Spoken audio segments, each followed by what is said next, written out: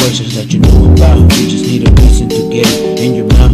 Bitches these days unfaithful, it ain't easy cause they always stay hateful. If you're trying to succeed, they will give you pain and make you bleed, and you won't breathe. The shit that you gave to me, the promise that I set free, and I'm finally back to being me.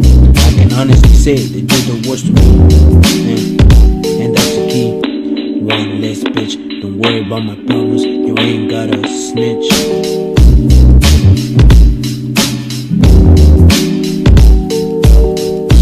Why you always gotta fuck around with me?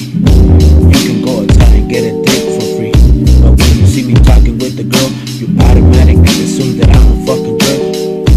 Our relationship was over 3 months ago, and you didn't hesitate and found a new love. You keep blaming me for the shit that was done. It turns out it was you who keep talking to your damn back. Damn, never should have trusted you. I was fucking blind when I was with you.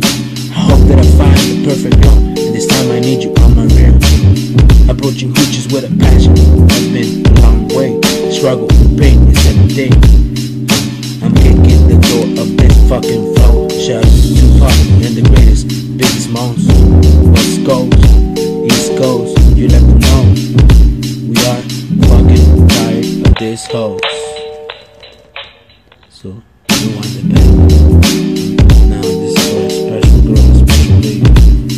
So I met this beautiful girl. Her face was so unique. You could look at her every day of the week. Her smile, her physique were very into me. I wanted to compliment her, but something was holding me.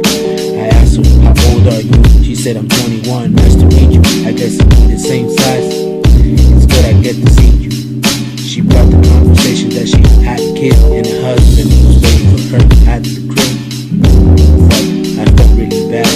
Had a good connection, it seemed so relaxed. We messaged each other for some time. It just fucking sucks. Yesterday, I saw her